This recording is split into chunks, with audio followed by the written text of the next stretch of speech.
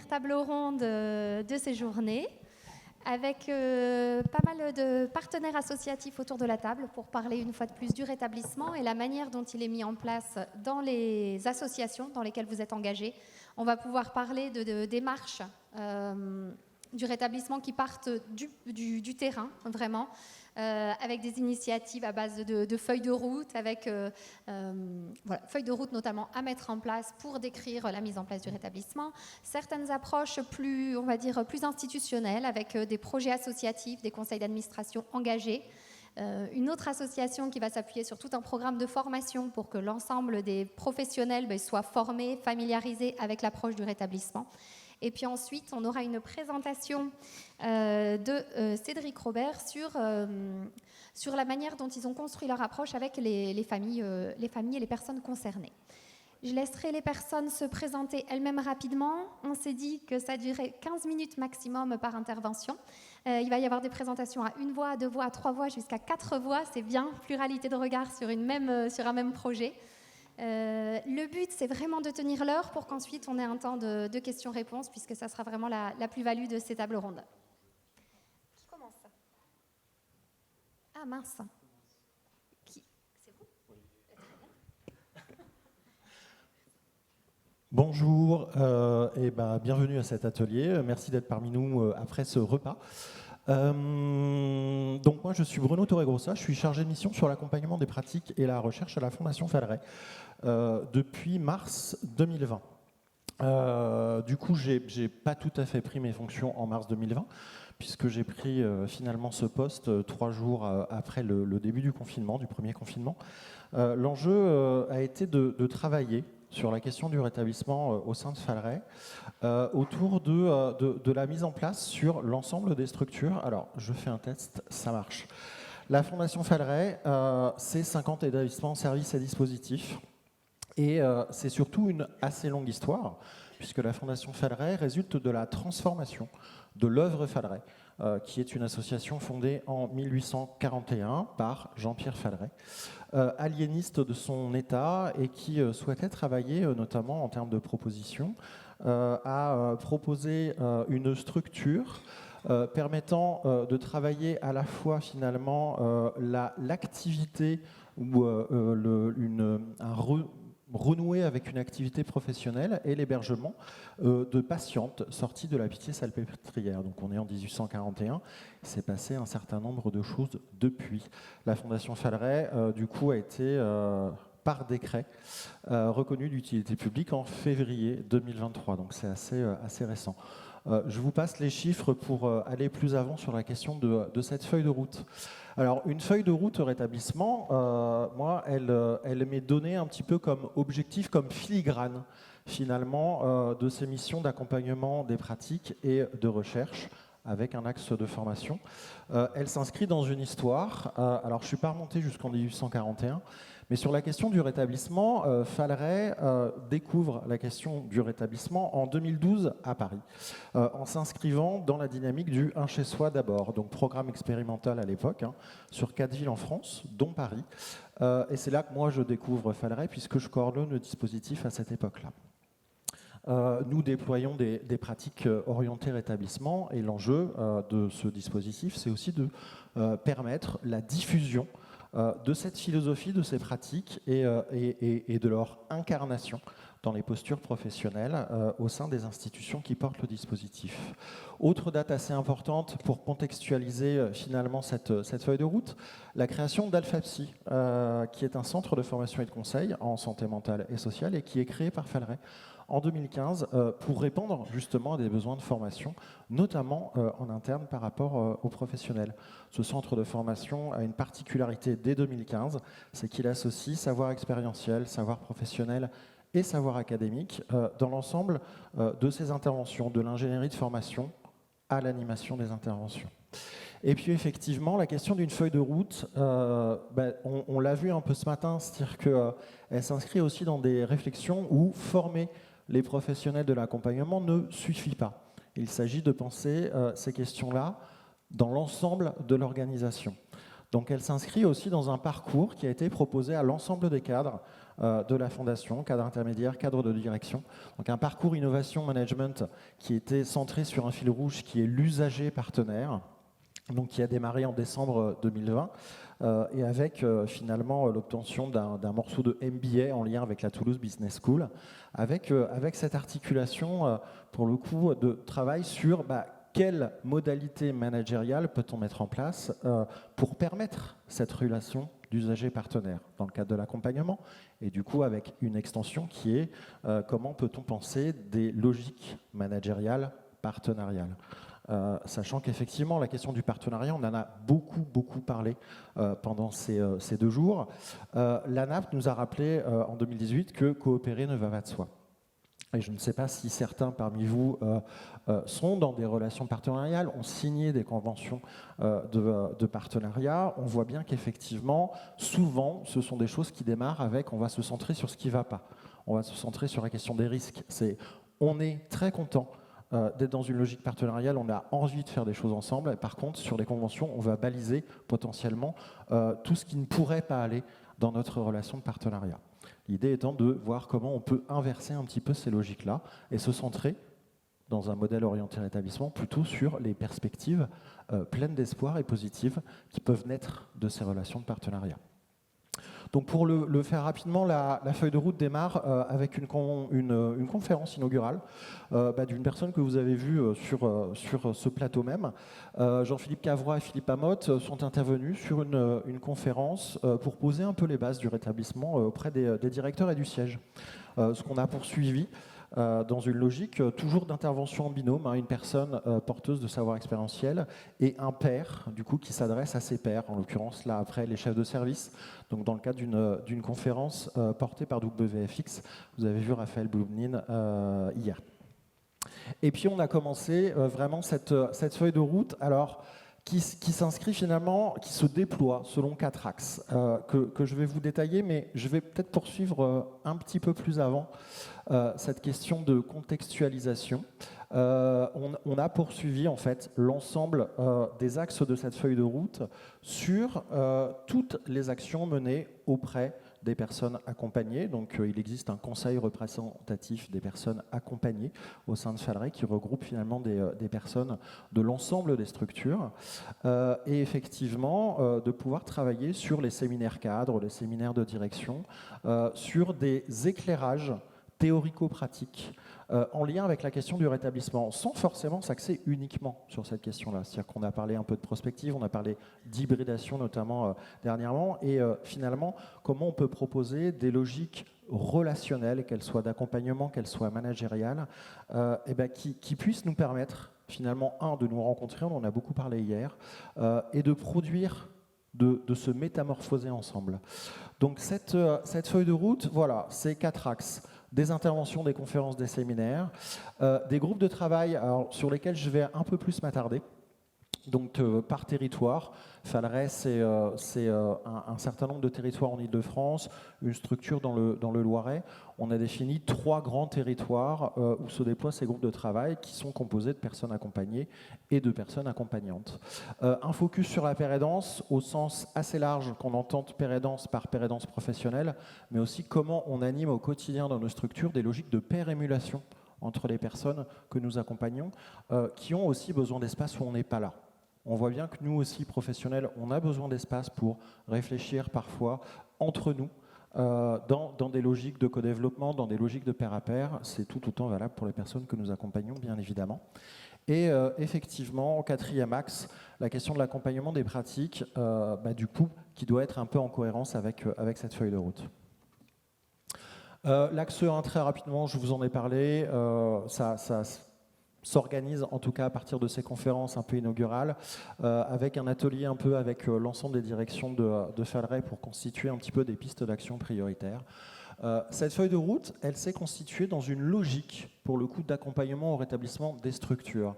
C'est-à-dire que plutôt que d'imposer finalement un modèle, comme on en a parlé ce matin, on a fait le choix d'une logique un peu interne-externe, je dirais même un peu hybride, on va y venir, mais en laissant aussi cette opportunité de choix et de priorisation aux personnes concernées. Alors là, en l'occurrence, sur une logique organisationnelle, ce sont les structures concernées.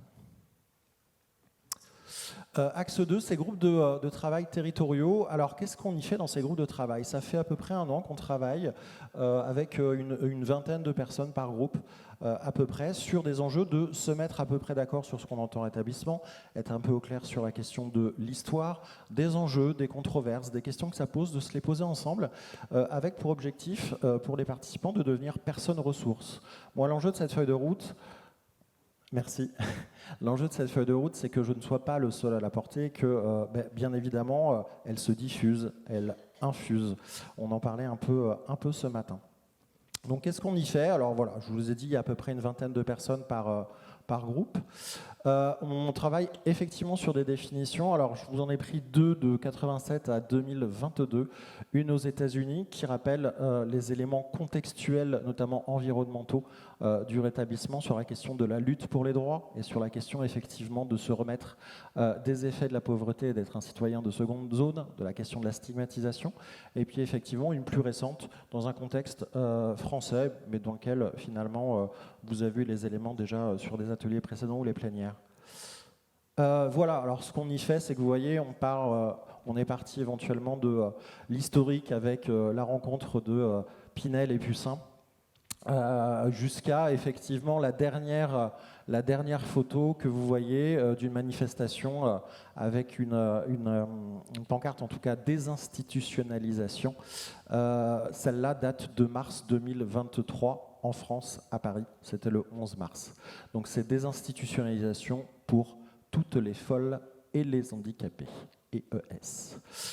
Et effectivement, on a brossé un petit peu la question de l'antipsychiatrie, la question de la psychothérapie institutionnelle, la question des groupes de personnes handicapées qui se sont constitués contre la loi de 75, par exemple, et qui avaient un journal, en tout cas dont le titre était Handicapés méchants.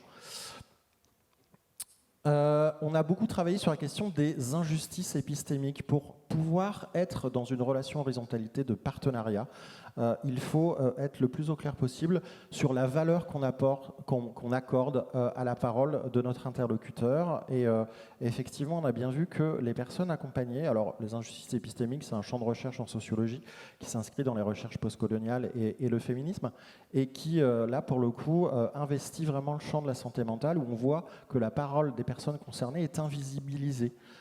Ceci dit, quand on travaille avec les professionnels, l'une des questions qu'on peut poser dans le champ sanitaire, c'est: avez-vous déjà participé à une réunion de staff dans un hôpital? Et on voit bien qu'il y a un certain nombre de professionnels dont la parole est invisibilisée aussi. Donc effectivement, on travaille toujours sur ces articulations institutionnelles et accompagnement. Voilà, là c'est un des éléments un petit peu de travail sur les freins et les leviers qu'on a travaillé. On a travaillé à partir de parcours de personnes concernées pour que chacun puisse identifier finalement quels étaient les leviers et freins identifiés par les personnes elles-mêmes. Et après, on a travaillé sur les leviers et les freins que nous identifions dans nos organisations avec des logiques de priorisation justement de pistes d'action. Et très rapidement, on travaille sur la question du recrutement. Alors, je vous disais en préambule le lien avec AlphaPsy, donc valorisation de la parole des formateurs pairs. On accueille l'ensemble des salariés de la Fondation Falleret sur 2 jours de travail. Un pour une demi-journée pour effectivement poser les bases du fonctionnement un peu de Falleret, et une journée et demie de formation sur les enjeux de la santé mentale et du rétablissement. Toujours en binôme avec un formateur pair. Et effectivement, dernier élément de l'accompagnement, en tout cas de la feuille de route, c'est bien cette question d'accueil des nouveaux salariés, de formation. Donc de plus en plus, on est sur des logiques de formation un peu hybrides entre des impulsions internes de ma part, des collègues d'AlphaPsy qui peuvent intervenir, et des professionnels externes. L'idée étant justement de ne pas s'enfermer dans un entre-soi et de travailler à différents niveaux. C'est-à-dire que ce qu'apporte l'externe est repris en interne, les impulsions en interne sont éclairées par des actions externes, en tout cas des interventions externes. Et très rapidement, du côté de l'organisation, je vous l'ai mis là, mais l'enjeu de la feuille de route actuellement, c'est bien de pouvoir cartographier le fonctionnement même de la fondation. Donc à ce titre-là, Raphaël Bouloudine nous parlait des travaux de Frédéric Laloux, par exemple du côté des organisations horizontales, des organisations opales. On s'inspire aussi beaucoup de ces travaux-là et effectivement de pouvoir poser ces questions-là, notamment au conseil d'administration de la fondation. C'est l'un des enjeux actuels. Et je vous remercie de votre attention.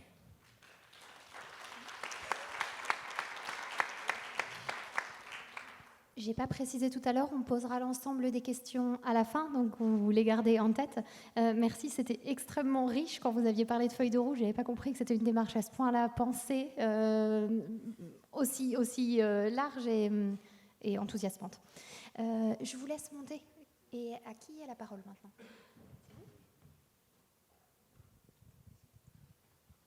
Bonjour à toutes et à tous. Donc nous représentons l'association La Roche. Donc je suis Yves Duchassin. Donc c'est pas ce PowerPoint là.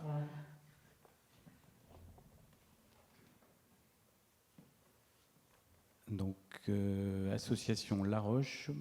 Voilà. Donc Yves Duchassin, je suis directeur en poste transverse sur le pôle habitat et vie sociale. Comme on est revenu en renfort, on est à 4. Je vais Ludovic Serna, je suis directeur du pôle accueil et accompagnement spécialisé, essentiellement les établissements médicalisés. Par ailleurs, je participe un peu au PTSM du Rhône. Je copilote avec Nicolas Franck l'affiche sur le rétablissement. Et je salue Céline qui est là. Bonjour, je m'appelle Karen Genoël, je suis référente de projet personnalisé à l'association La Roche. Bonjour, je m'appelle Franz Krenmayer, je suis travailleur à l'ESAT de La Roche. Donc au sein de l'association La Roche, on va vous parler un petit peu de la mise en œuvre de ce qu'on a mis en place sur cette démarche de changement. Donc avant ça, vous présentez très rapidement La Roche en 2023. On a donc 18 établissements, 70 adhérents, donc 18 membres du conseil d'administration. On est près de 310 professionnels, 740 personnes accompagnées pour un budget au total de 23 millions d'euros de budget. Financé donc sur la Loire et le Rhône, département et ARS. Présent sur 2 départements, donc sur la Loire avec des services à Roanne, plutôt en milieu ouvert, SVS SAMSA, et puis un foyer pour personnes handicapées psychiques à Saint-Marcel-de-Féline. Et sur le Rhône, donc sur la zone de Tarare, de Brignais-Vénissieux, où on a également des ESAT. Notre organigramme, donc, comme on le disait, on a 3 pôles. Un pôle inclusion professionnelle qui regroupe donc 5 ESAT, un pôle accompagnement et accueil spécialisé, et puis également le pôle habitat et vie sociale. On a donc un projet associatif donc 2023-2027 sur lequel, sur l'un des 5 axes, notamment le 3, le conseil d'administration a souhaité effectivement évoquer la notion de consolider notre statut d'acteur expert du handicap psychique et de s'appuyer sur des pratiques et de la recherche et numérique, dont également au niveau du rétablissement. Cet axe stratégique 3 du projet associatif, l'objectif c'est de déployer les pratiques orientées rétablissement, et je vais laisser la parole à Ludovic. Oui, peut-être pour préciser le propos d'Yves, dire que par rapport à ce que je vous ai dit sur ma présentation, que le projet de l'association s'inscrit résolument dans le cadre du projet territorial de santé mentale du Rhône. L'association La Roche a participé assez activement. Je vais parler de ce que moi j'ai apporté, mais le directeur général fait partie du COPIL. Il y a un autre de nos collègues qui pilote une fiche action sur le case management. Enfin voilà, donc il y a Céline Descamps est intervenue il n'y a pas longtemps au niveau des cadres de proximité, parce que on sait que c'est la pierre angulaire du changement. Donc voilà, ce projet s'inscrit dans ce cadre-là. Donc, juste revenir s'il te plaît. Dans le cadre de cet axe stratégique numéro 3, donc, un des objectifs est de déployer les pratiques orientées rétablissement. Donc, ce fait, rapidement, s'est posé la question, mais comment est-ce qu'on s'y prend ?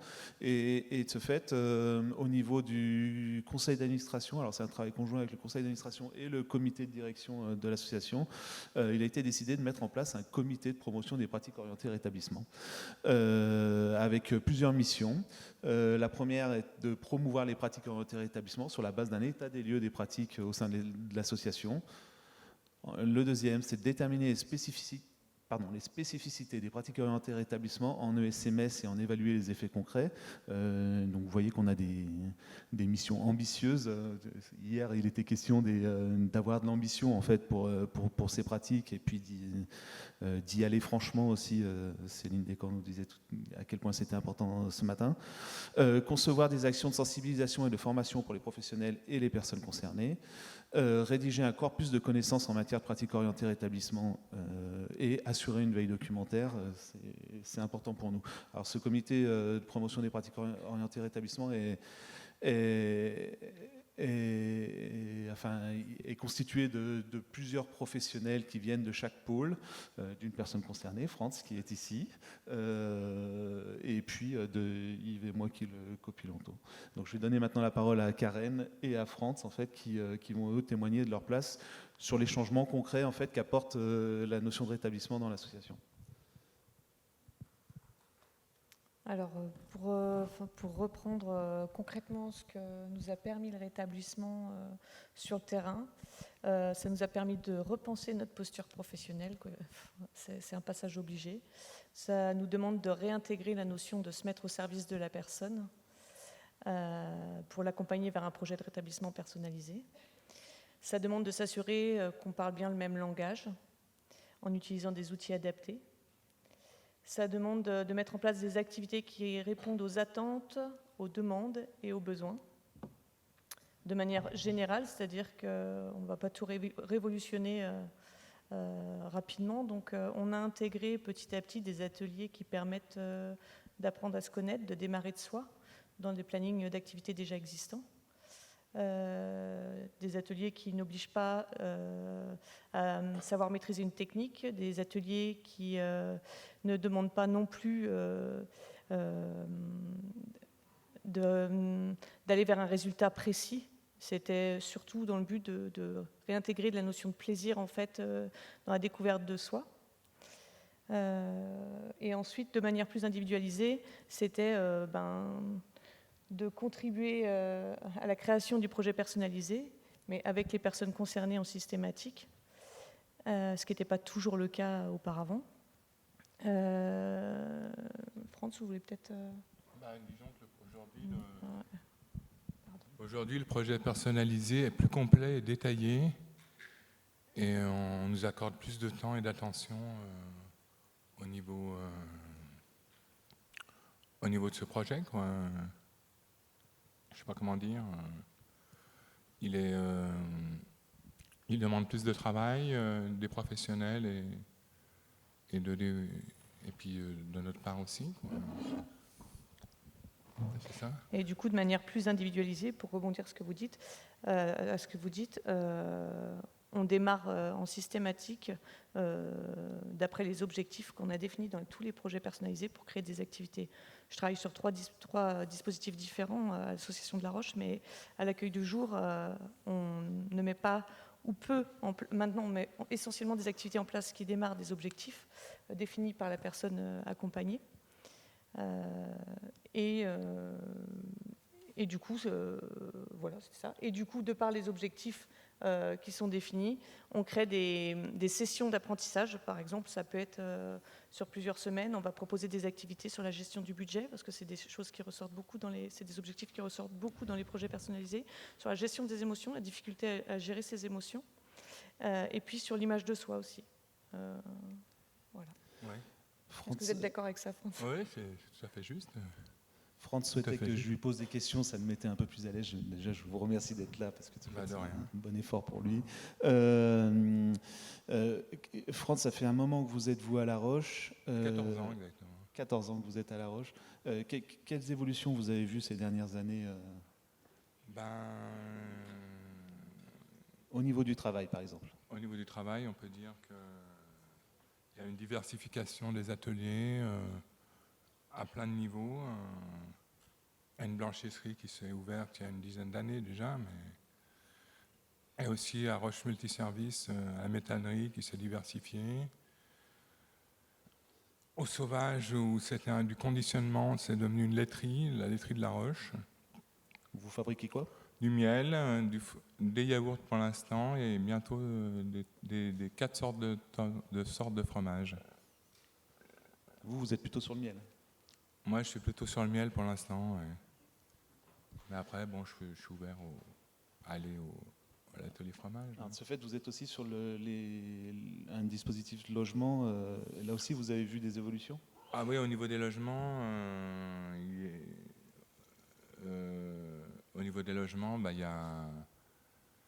y a les foyers traditionnels, il y a l'immeuble collectif diffus, il y a les ateliers,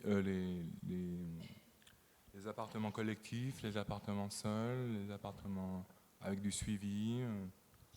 Il y a tout ça, quoi. Donc on est bien sur la diversification de l'offre dont on parlait un peu sur les 2 jours d'ailleurs. France fait partie du comité de promotion des pratiques inter-établissements. De ce fait, ça vous a apporté quoi d'intégrer effectivement, ce comité? Je me sens au même niveau que les professionnels, c'est-à-dire vous en général. Vous, quoi, tout simplement. Et puis je fais partie d'un autre atelier, Racontons ensemble nos histoires, qui va faire une bande dessinée en support final, dans laquelle il y aura les parcours de vie des gens de l'association, enfin des usagers, qui racontent donc leur parcours de vie. On recueille les témoignages et on va faire tout un travail pour qu'il y ait une bande dessinée en support final, qui soit ouverte à tous, lecteurs, non lecteurs, que tous les publics puissent la lire, quoi. On évoquait hier l'importance des récits en fait, de vie des personnes. Et France fait avec une éducatrice, c'est Floriane. Je fais ça. Une travailleuse sociale. Une travailleuse sociale. Floriane Vincent. D'accord. Qui vous accompagne dans cette démarche et en fait vous recueillez des témoignages. Ouais. Pour pouvoir en faire une bande dessinée ensuite. On va venir chez vous le 3 juillet, je crois. Ouais, c'est prévu. Alors, chez moi, c'est une maison d'accueil spécialisée en fait. Ouais, ah pardon, excusez-moi. Là, on vous entend mieux. Ouais, excusez-moi. Est-ce que vous voulez rajouter quelque chose, Franck? Disons que on sent... Non, a priori... Pardon. A priori, je vois pas grand-chose de rajouter, à moins que vous... Parfait. Alors, on va s'arrêter là juste pour vous dire en conclusion que l'étape qui est actuellement à l'œuvre, c'est le recrutement de pères aidants. Donc, il y a 2 pères aidantes qui viennent d'être recrutées, qui ont commencé la semaine dernière. C'est tout récent, sur un équivalent temps plein en tout. Hein, c'est demi-temps en fait, puisqu'elles interviendront sur 2 dispositifs différents. Ah oui. J'ai envie de rajouter 2 dispositifs clés, puisque une père aidante va intégrer l'équipe de coordinatrices de parcours qui sont là pour gérer tout ce qui est admission, donc à l'arrivée de la personne. Et le deuxième dispositif, c'est le dispositif d'apprentissage. Donc là où il faut se remettre en mouvement, il faut se remobiliser. Et c'est vrai qu'elles sont arrivées il y a peu, et en fait, les résultats et puis les effets sont déjà là, quoi. Merci pour votre attention. Merci. Donc, petit mot à tous les gens. Est-ce que vous voulez bien vraiment parler dans le micro pour que tout le monde entende jusqu'au bout? Et merci beaucoup pour ce témoignage à 4 voix qui nous permet vraiment de voir que c'est une démarche qui ne se décrète pas. C'est une démarche qui nécessite d'être pensée, on l'avait déjà vu dans le témoignage précédent, et de se dérouler en fait à chaque niveau pour que des ateliers jusqu'au conseil d'administration, on puisse voir qu'il y a des effets directs des politiques mises en œuvre et de cette stratégie décidée dans un projet associatif. Merci beaucoup.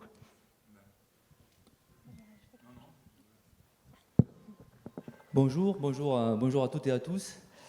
Oui, je me présente. Déjà, merci pour cette invitation. Donc, moi, je suis Philippe Cosse et je suis le directeur de la plateforme Vallon l'Aîné dans l'Hérault. Voilà, donc c'est une plateforme qui accompagne 350 personnes en situation de handicap psychique sur la ville de Montpellier, avec divers dispositifs. Bon, enfin, pas... Alors, moi, pour tout vous dire, là, quand j'ai accepté cette invitation, on était en réunion visio avec avec l'équipe de Santé Mentale France et avec Agnès ainsi que Philippa et Claire pour faire le point et le bilan un peu des formations qui avaient été dispensées pendant l'année écoulée, des formations sur les valeurs du rétablissement. Alors on faisait le point et en même temps on se disait à quel point aussi cette formation avait pu déclencher quelque chose de nouveau à la fois sur la plateforme Vallon l'Aîné, qui est une plateforme spécifique pour le handicap psychique, mais aussi au sein de toute l'association et au sein de tous les établissements de l'association. Et donc aujourd'hui on est un peu au démarrage d'une nouvelle philosophie d'action qui va être celle du projet associatif dans les mois à venir et qui va intégrer pleinement la notion de rétablissement. Donc, disons que, voilà, c'est vrai qu'il faut que je travaille aussi en même temps, donc je ne sais pas comment ça marche comment. Ah ben, ça ne suit pas. Allô? Voilà, merci. Donc non, là, ça c'est juste la présentation, hein, puisque c'est une plateforme qui a plusieurs, évidemment, établissements et services.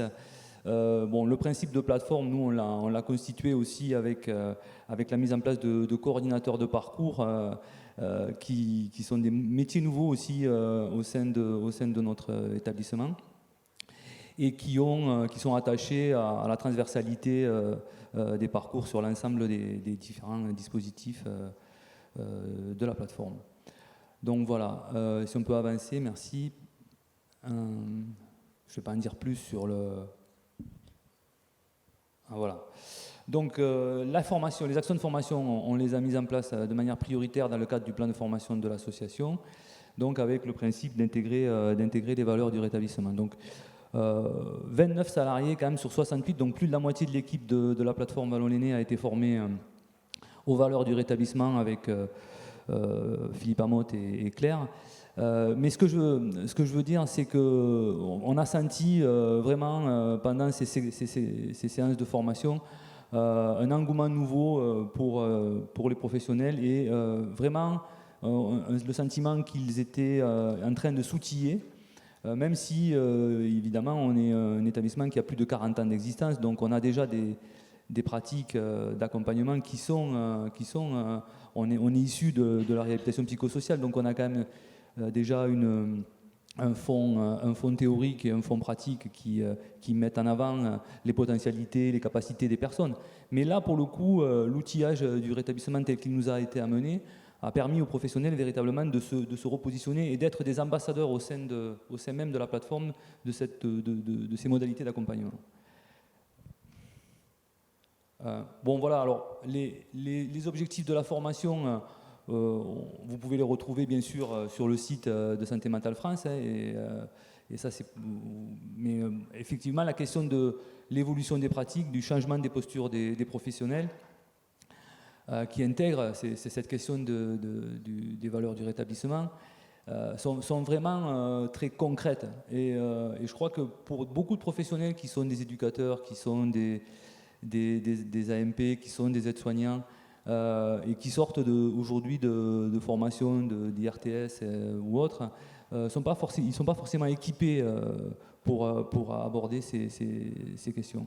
Et voilà, je crois qu'en interne, au sein d'une association, dans le cadre des plans de formation, il est bon d'amener ce type de formation. Donc voilà, après sur le principe, on en a parlé tout au long de ces 2 jours, je ne vais pas revenir sur ce que sont les valeurs du rétablissement, ce que c'est que la question du rétablissement, mais sur cette question des méthodes, et notamment la méthode IPS, qui est aussi une méthode qui a été découverte depuis 2-3 ans pour nous. Donc, je sais qu'il y en a qui ont une expérience longue de tout ça, mais nous, on découvre ces méthodes de job coaching, de référents rétablissement.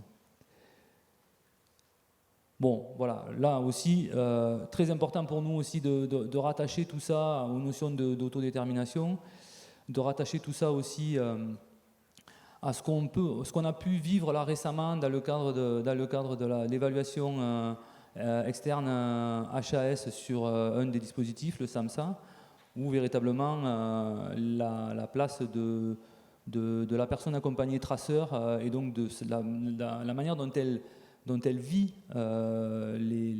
l'accompagnement qui lui est proposé et la manière dont elle peut en parler, trace aussi quelque chose du côté de la notion de rétablissement.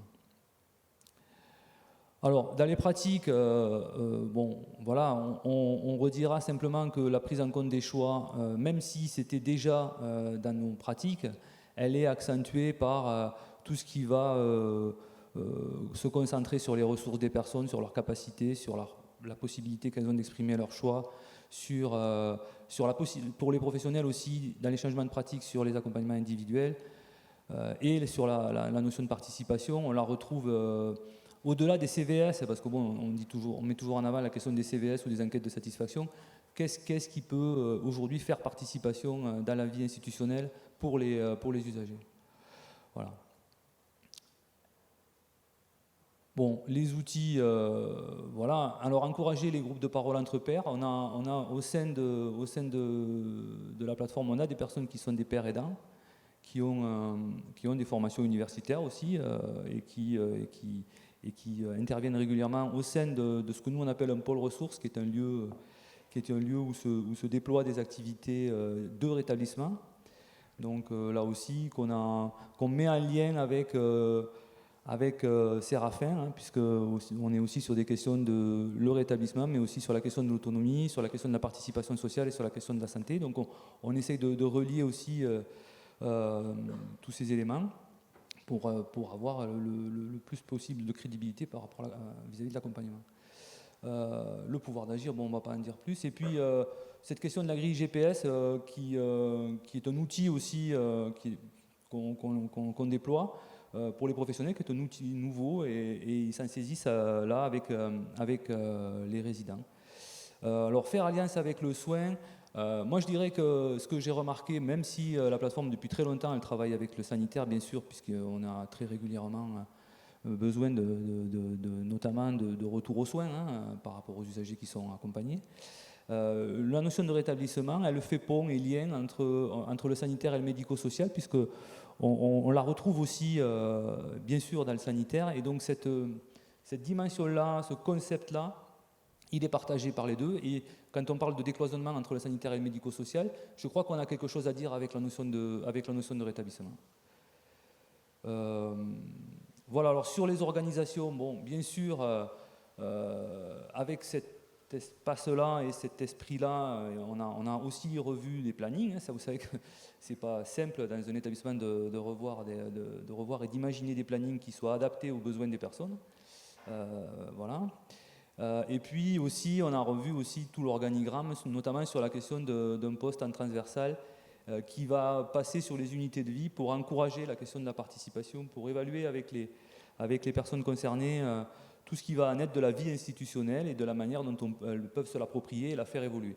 Et ça, c'est un poste dédié, c'est nouveau, parce qu'évidemment, il est détaché de la question de la quotidienneté et il est en direct avec les personnes concernées, uniquement sur des questions liées à la vie institutionnelle, à la participation et au pouvoir d'agir. Donc évidemment ça va jouer aussi sur la révision des projets techniques et notamment ce que j'évoquais par rapport au pôle ressources, donc des activités qu'on propose, évaluation des besoins, évaluation des attentes, proposition d'activités qui sont en lien avec ces besoins et ces attentes, et question du rétablissement toujours là. Voilà, bon après c'est simplement dire aussi qu'on en parlait, je crois j'ai entendu ça ce matin dans un atelier, c'était la question de l'accessibilité aux personnes concernées de tous ces éléments, de tous ces documents. Donc la notion de FALC s'impose à nous. Donc là aussi on forme des professionnels pour qu'ils puissent déployer des outils et des supports qui sont des supports FALC, et donc accessibles aux personnes. Et je crois que je ne sais plus où j'en suis. Voilà, merci de votre attention. Je ne sais pas combien de temps j'ai mis là, mais voilà, merci.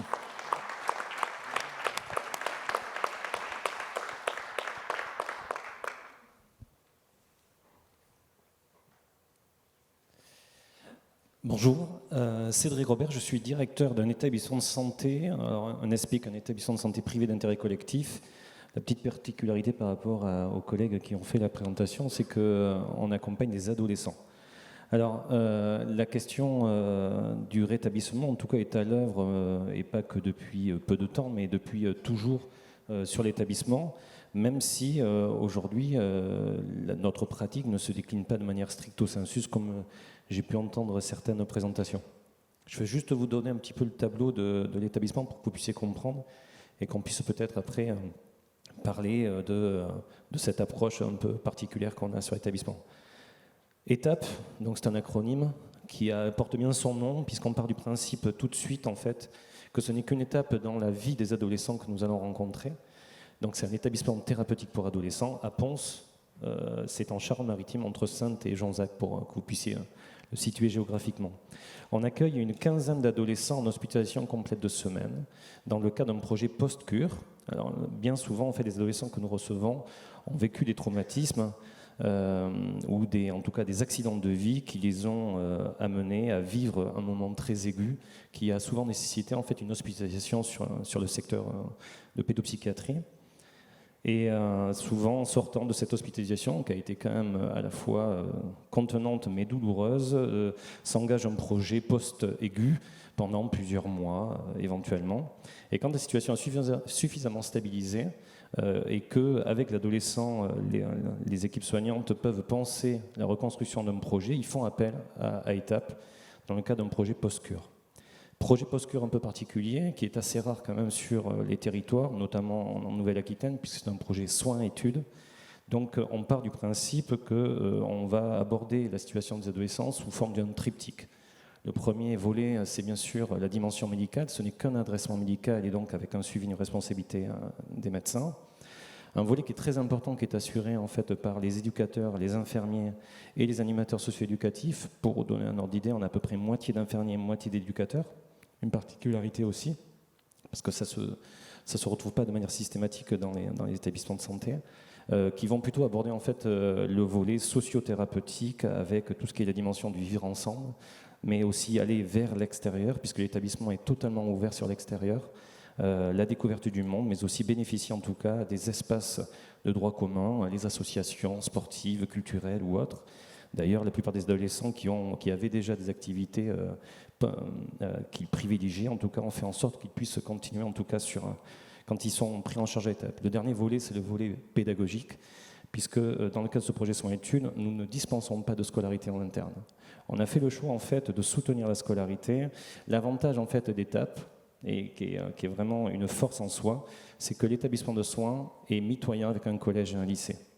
Les adolescents que nous accompagnons, en fait, pour la plupart, ont été déscolarisés et désocialisés pendant des mois, voire certains des années. Et on se dit que comme en fait la prise en charge va être plutôt courte, on favorise le fait qu'ils puissent à un moment donné retourner sous cet espace de droit commun, qui a bien sûr deux vertus. La première, bien sûr, la transmission du savoir et pouvoir acquérir en tout cas la possibilité de refaire un projet scolaire. Mais aussi en fait, ce qui a été très endommagé pour eux, c'est la dimension sociale, la dimension d'être avec l'autre, de soutenir et de supporter plutôt le fait d'être avec l'autre. Donc tout ce travail-là, en fait, on le fait avec ces adolescents-là, et même si, comme je disais en préambule, on ne s'inscrit pas de manière littérale dans ce que j'ai pu entendre, en tout cas sur la question de l'orientation rétablissement, cependant, à chaque étape du projet, à tout moment, les adolescents et les familles sont toujours mises à contribution et ont autant de pouvoir de décision que les équipes soignantes, et notamment autant de décisions que les médecins. C'est-à-dire qu'en fait, dès l'entrée, tous les adolescents font le choix de venir sur étape. C'est-à-dire qu'il n'y a pas de contrainte, même si, en fait, ils évaluent le coût que ça va leur demander, le coût de la séparation, puisque je vous avais dit qu'on était dans le cadre d'une prise en charge, en fait, temps complet de semaine, c'est-à-dire que pendant 5 jours par semaine, un peu sous le modèle presque qu'on pourrait penser de manière classique d'un internat scolaire, ils vont être en internat thérapeutique. Donc, le premier outil, c'est la séparation familiale, la visée thérapeutique. Parce que depuis de nombreuses années, en fait, c'est organisé au sein de la famille, avec les difficultés rencontrées, les difficultés de retour en scolarité. C'est organisé, en fait, de ce qu'on pourrait, je mets des gros guillemets, mais des bricolages au sein des familles, pour toujours dans l'espoir, en tout cas, que l'adolescent retourne en scolarité. Et malgré toute cette volonté, en tout cas, de la sphère familiale, la rescolarisation, la resocialisation ne s'effectue que très rarement quand en fait depuis plusieurs semaines, plusieurs mois, l'adolescent est déscolarisé. Donc la première des choses qu'on propose, c'est vraiment cette séparation, mais c'est en fait tout ce travail de va-et-vient entre l'espace de soins et la famille, entre la famille et l'espace de soins. Tout le travail qu'on fait aussi avec les familles, parce qu'on part du principe que pour qu'il y ait à un moment donné à nouveau une situation stable et durable pour l'adolescent, d'autant que les durées de prise en charge sur étape sont d'une moyenne de 2 ans, il faut qu'en fait on ne crée pas de dépendance à étape. Même si on est vraiment dans un espace très préservé, très cocooning, il faut absolument que tout se passe, un maximum de choses se passent sur l'extérieur.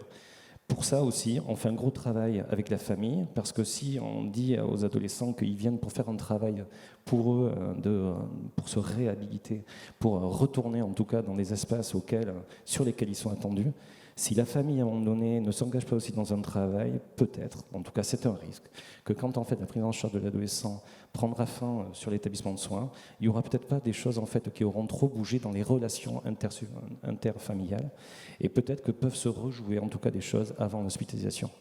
Donc voilà un petit peu l'idée d'étape. Je voulais mettre un accent assez fort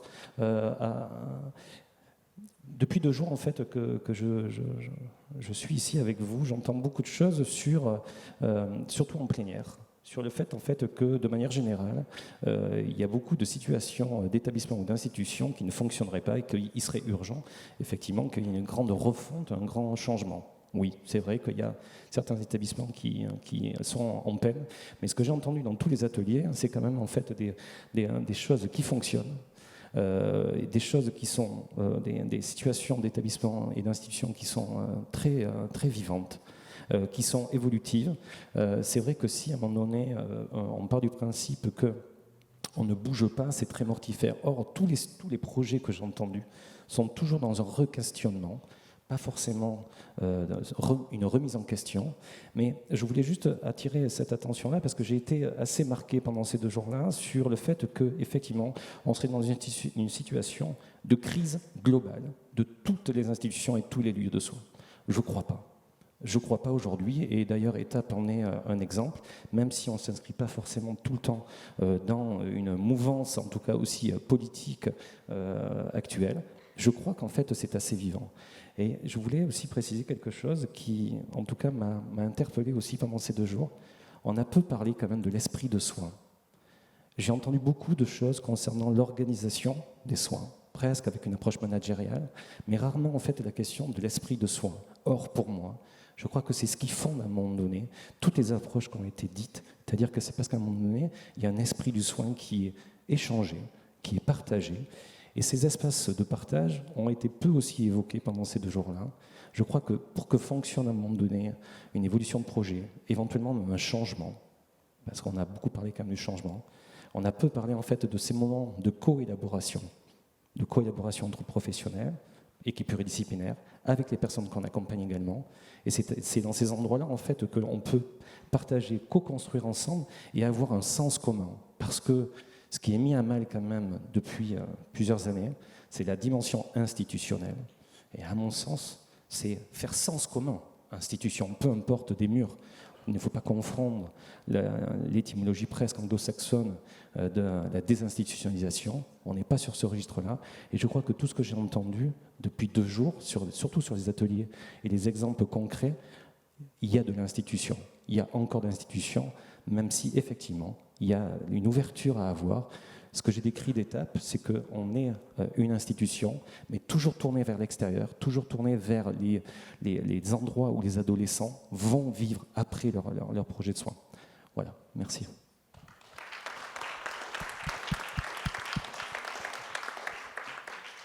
Alors c'est vrai que c'était une belle conclusion qui aurait pu conclure plutôt les journées. On s'en était touché un mot hier, de ces murs qui ne sont pas forcément des murs frontières, mais on va dire des murs qui nous permettent de nous adosser pour construire et être un peu plus solides, parce que ces murs-là nous donnent des moyens RH, nous donnent des projets associatifs, nous donnent des valeurs, nous donnent des missions et des moyens financiers. Merci à tous pour vos présentations. L'objectif était d'avoir un bon quart d'heure de questions. On l'a. On a des gens qui vont passer des micros. Est-ce qu'on a des gens qui vont poser des questions ? Je vous laisse quelques minutes pour y réfléchir, mais je vous redonne la parole dans 2 secondes. Moi, je voulais rebondir sur quelque chose. Vous avez dit dans plusieurs interventions, vous, monsieur, vous avez dit, dans les projets individualisés, j'ai eu plus de temps. On m'a donné plus de temps. Vous avez reparlé d'une modification de planning. Je me disais, mais finalement, est-ce qu'on a plus de temps parce que simplement on a changé d'approche et que du coup, vous avez le sentiment qu'on vous donne plus de temps parce que c'est plus ce que vous attendiez qui est évoqué? Ou alors, est-ce que réellement, il y a des moyens organisationnels qui permettent des révisions réelles de planning qui font qu'on est plus disponible et donc à moyen constant, on arrive à être mieux organisé finalement.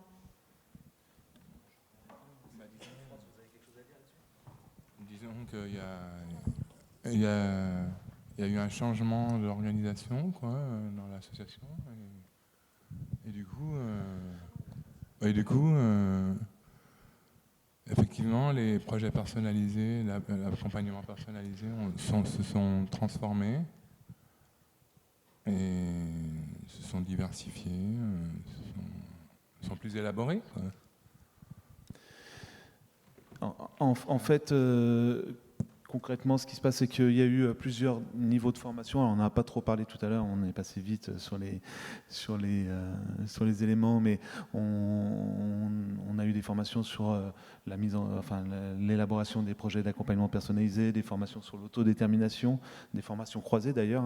L'autodétermination, c'est professionnels et personnes concernées, et puis des formations à l'utilisation des outils de la réhabilitation psychosociale, notamment pour pouvoir accompagner les personnes dans l'évaluation des besoins. Et en fait, pour pouvoir mettre en œuvre ces outils, il faut aussi pouvoir que l'organisation puisse donner le temps nécessaire à élaborer les choses avec les personnes concernées.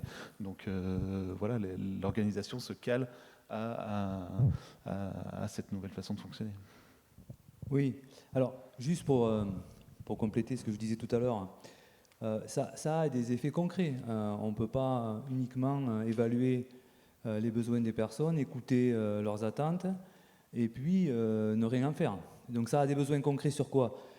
Si par exemple on a une planification horaire qui est, pour la décrire, sur des activités de jour de 9h à 17h et que certaines personnes souhaitent des accompagnements au-delà de 17h, forcément on va être amené à envisager de modifier le planning. Donc on va organiser la vie institutionnelle autour de ces questions d'évaluation des besoins, de réponse aux besoins, de prestations, qui sont en lien aussi avec la question du rétablissement. Moi je fais le lien avec Séraphin parce qu'on est du médico-social et que donc ça c'est quelque chose qu'on a à travailler, qu'on a à mettre en œuvre. Et ces nomenclatures de Séraphin, on les utilise aujourd'hui dans le médico-social. Enfin, on doit les utiliser dans le médico-social. Et faire le lien avec le rétablissement, c'est aussi faire le lien avec la notion de pouvoir d'agir, c'est aussi faire le lien avec la notion d'autodétermination.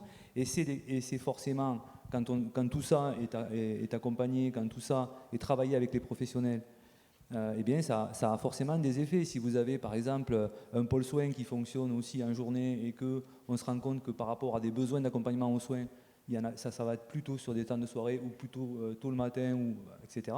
Là aussi, il faut envisager des modifications avec les professionnels qui sont en lien avec les besoins des personnes. Donc le rétablissement, ce n'est pas uniquement une vue de l'esprit, c'est aussi des moyens qui vont avec. Et la question aussi de la réponse aux besoins, c'est pareil. Voilà. Donc bon, forcément, quelquefois, ça peut être mal vécu par les professionnels parce que ça a des effets aussi sur leur vie personnelle et du coup, ça va provoquer des changements, mais il faut accompagner ça intelligemment, dans l'intelligence collective de l'institution. Moi, je reviens toujours à la notion d'institution au sens où voilà, tout ce qui est institué au sein d'un espace et d'un temps.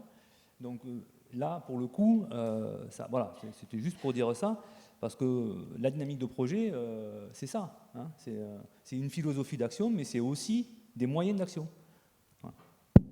Pour rajouter du tout ce que vous venez de dire, pour un cas concret, par exemple, dans un accompagnement, des personnes étaient concernées par les troubles liés au 10. Et une des personnes est venue nous voir en nous disant il y a un colloque à Lyon, à l'hôtel régional, j'aimerais y participer. Et en fait, ça a fait lieu d'une transmission d'informations générales. Et du coup, on a organisé on a demandé, ça demande aussi un mouvement de la hiérarchie, mais qui est en place aujourd'hui.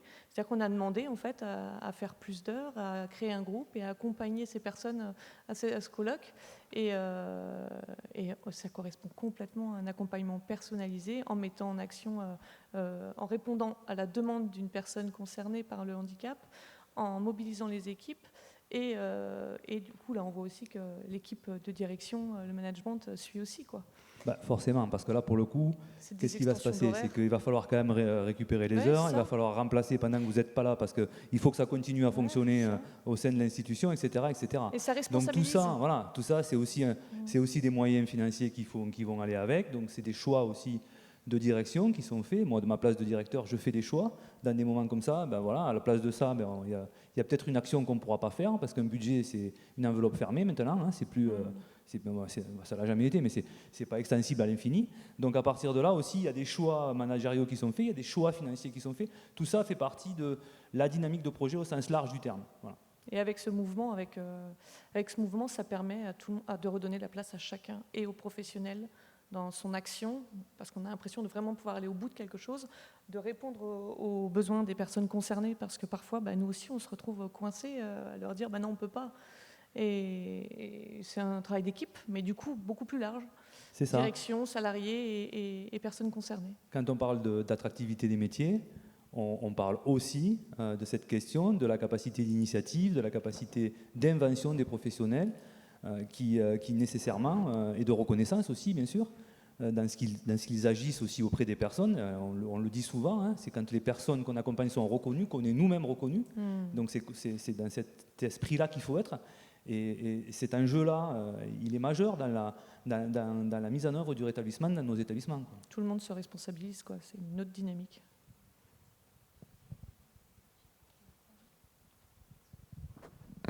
Est-ce qu'on a des questions à présent? Sinon, je vais aller chercher les gens que je connais nominativement, ce qui serait désagréable pour eux. Ah, il y a une question. Bonjour, j'ai une question pour Monsieur Cos, très rapide. Vous avez évoqué la création ou le redéploiement, je ne sais plus, d'un poste qui concerne la participation des personnes. Est-ce que vous pouvez préciser quel est peut-être le profil de la personne qui occupe ce poste et quelles sont ses missions? Alors, le profil de la personne, pour nous, on n'est pas arrêté à une formation particulière. Ce qui va nous intéresser, c'est au sein des professionnels qui sont déjà dans l'établissement, de proposer à un professionnel ou qu'un professionnel vienne vers nous pour nous dire s'il est prêt à assumer cette mission. C'est une mission qu'on a réfléchi après l'évaluation externe du SAMSA. On s'est rendu compte après l'évaluation externe du SAMSA que finalement on ne sollicitait pas suffisamment les personnes concernées quant à la qualité de l'accompagnement qui leur était proposé et quant aussi les propositions qu'ils pourraient faire justement concernant cet accompagnement, mais concernant aussi la vie institutionnelle et tout ce qui est proposé au sein de l'institution. Pourquoi? Parce que les équipes des unités de vie, elles n'ont pas forcément, alors elles ont des réunions, elles ont des temps dédiés pour écouter les personnes de manière collective, mais elles ne sont pas forcément précisément dans cette dimension-là qui est celle beaucoup plus précise aussi sur les droits, notamment. On ne va pas assez loin sur la question des droits, on n'interroge pas suffisamment les personnes sur la question de leurs propres droits. Est-ce qu'elles les connaissent déjà, leurs droits? Est-ce qu'on dit aux gens, mais dans nos valeurs de l'association, il y a la citoyenneté, notamment, des personnes concernées. Mais la citoyenneté, ça n'existe pas comme ça tout seul. Il faut l'accompagner, la citoyenneté. Il faut décrire ce qu'est la citoyenneté. Il faut expliquer il faut voir avec les personnes ce qu'elles entendent aussi derrière ça. Et donc, pour faire des citoyens, pour faire des personnes qui participent, des participants, etc., il faut aussi les former à ça. Et le but de ce poste, il est là. C'est-à-dire, faites valoir vos droits. C'est pour ça qu'on veut que la personne soit détachée aussi de la hiérarchie et des équipes, pour qu'elle puisse titiller aussi. C'est-à-dire, des fois, peut-être qu'elle va dire des choses ou elle va avancer des choses qui ne vont pas plaire aux équipes et qui ne vont peut-être même pas plaire aux chefs de service, par exemple, mais qui vont aller dans le sens de ce que les personnes souhaitent et attendent. mais de manière collective. Voilà. Bon, ça fait partie des petites choses qu'on fait comme ça, qui ne sont pas forcément dans des grands plans qu'on a élaborés, établis, exposés en 4 axes, etc. Mais quoi qu'il en soit, dans le quotidien, on sent si l'institution fonctionne bien, quoi. C'est quand les personnes peuvent venir vers vous et vous dire ce qui ne va pas. Ou vous dire aussi ce qui va. Alors ça, c'est agréable aussi, quand on vous dit ce qui va. Mais elles peuvent vous dire ce qui ne va pas. Et ça, c'est parce qu'on a mis les outils nécessaires pour ça et qu'on les a autorisées et qu'elles se sentent autorisées à dire ce qui ne va pas. Voilà. Concernant les droits des personnes, je rejoins complètement ce que vous venez de dire. À La Roche, moi ça fait 1 an que j'y suis, donc je découvre beaucoup de choses. J'ai découvert un travail qui est fait, qui s'appelle, qui est un groupe de travail en fait de montée en compétence des CVS en fait. Peut-être que Yves, tu veux en parler plus. Oui, effectivement, ça me fait penser au sein de l'institution, on a fait un groupe de travail. Ce qui était intéressant, c'est que toutes les strates d'une association étaient présentes, c'est-à-dire de la vice-présidente par rapport à la montée en compétence des élus des CVS. On a pris le temps de former. Donc l'IRTES de Bourgogne-Franche-Comté est venu. On a donné la possibilité de repartir de la loi 2.2, de la loi 2.5, les politiques publiques, le département, l'ARS, alors sur des documents simples, écrits, accessibles aux personnes. Et dans ce groupe de travail, il y a les proches aidants, familles, les salariés, les personnes concernées. Et voilà, dans l'association, donc on a 10 CVS au total. La masse viendra bientôt avec pour le moment un groupe de parole, mais il y aura un CVS également pour la maison d'accueil spécialisée. Voilà.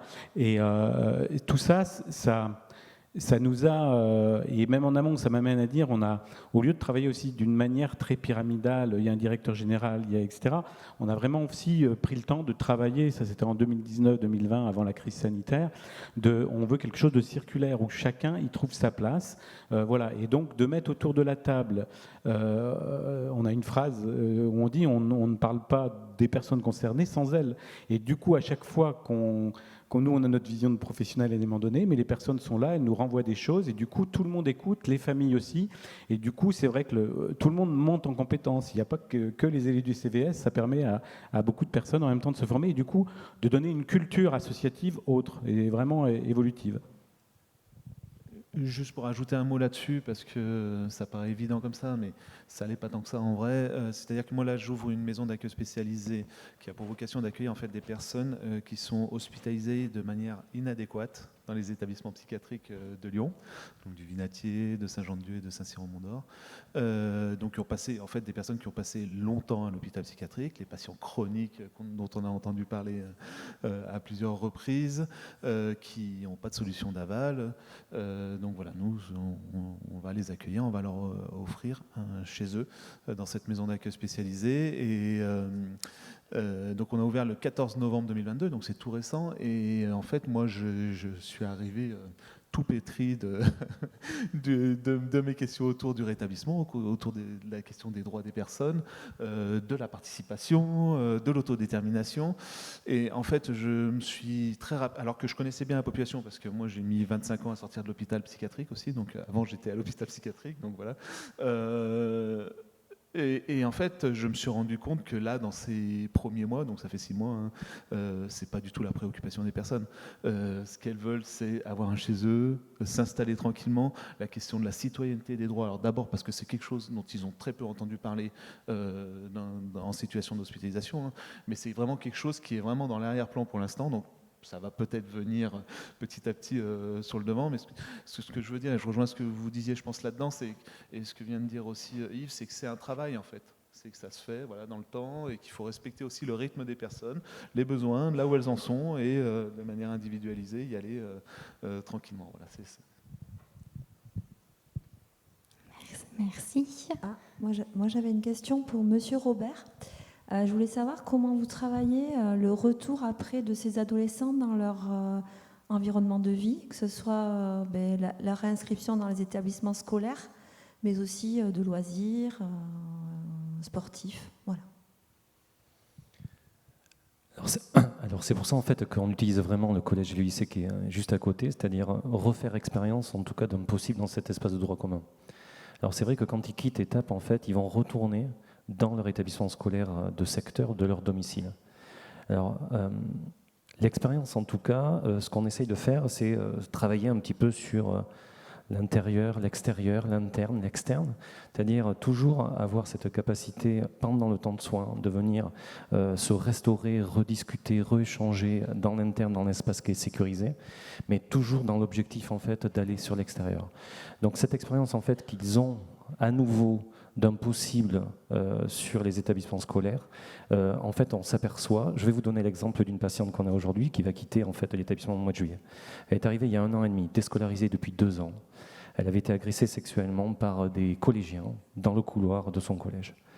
À partir de ce traumatisme-là, en fait, elle n'avait plus pu remettre les pieds à l'extérieur de chez elle. On parlait du confinement, c'est une jeune qui, quand on a été confiné, elle, ça ne l'a pas dérangé, elle avait déjà vécu le confinement. Même le double confinement, confiné à la maison et confiné dans sa chambre. Cette jeune, quand je l'ai reçue pour la première fois, je n'ai pas vu son visage. Je n'ai pas vu ses yeux, je n'ai pas entendu sa voix. Il était complètement contrit dans sa douleur et dans sa souffrance. Aujourd'hui, c'est une jeune qui a pu retourner à temps plein en scolarité au bout d'1 an et demi. Et elle va retourner dans un établissement scolaire, sauf qu'elle finit sa 3e, va passer sur une formation qu'elle a choisie en art appliqué, sur Angoulême, et en fait, elle va être même en internat scolaire.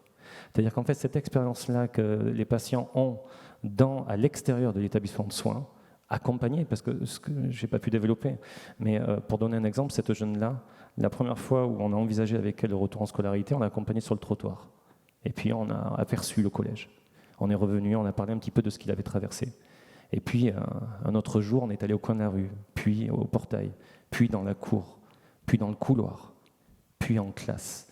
C'est-à-dire qu'on peut mettre en place un accompagnement individuel, éduc ou infirmier, pour qu'on ait cet accompagnement-là au sein des classes, jusqu'à ce que cette adolescente-là dise « je crois que je suis capable d'y aller toute seule ». À partir de là, tout son temps scolaire s'est augmenté, elle est à temps plein aujourd'hui, et son moteur de vie est relancé. Du coup, j'imagine que vous avez travaillé en partenariat aussi avec l'établissement scolaire de proximité. Oui, en fait, l'avantage, effectivement, c'est qu'on est mitoyen et ça fait 20 ans qu'on travaille avec le collège et le lycée, peu importe les directions des établissements proviseurs qui changent tous les 3 ou entre 3 et 9 ans. En fait, ça s'est inscrit en fait, dans le fonctionnement. Alors déjà, nous, on part du principe que la scolarité est un pan du soin, donc on englobe vraiment dans la prise en charge globale et la pensée globale de soins. Mais surtout, en fait, juste un petit détail, souvent, des jeunes ont des AESH, donc ce qu'on appelait avant les AVS. L'éducation nationale est très en peine quand même pour faire le suivi et les formations de ces professionnels-là. En fait, ce qu'on a proposé, en partenariat avec le collège et le lycée, c'est que toutes les semaines, il y a une régulation qui se fait avec l'AESH, avec l'adolescent, le psychologue, pour permettre en fait à ces professionnels-là, parce qu'on parle de rétablissement, on parle de stabilité dans l'espace de droit commun, mais si l'espace dans lequel ils vont n'est pas aussi accompagné à pouvoir les accueillir à ce rétablissement, c'est très compliqué. On parle aussi de stigmatisation, de marginalisation dans les espaces de droit commun. Effectivement, tous les ans, à la rentrée scolaire, on est invité au niveau du collège et du lycée à la présentation générale de tous les professionnels pour justement dire qu'il y aura probablement des jeunes qui ne seront pas à temps plein au départ. Ils seront peut-être accompagnés par un professionnel dans la classe. On fait un travail aussi avec les groupes classes pour pouvoir en fait déstigmatiser à un moment donné le fait qu'il y a un adolescent qui au départ, on le voit que 2 heures par semaine. Voilà.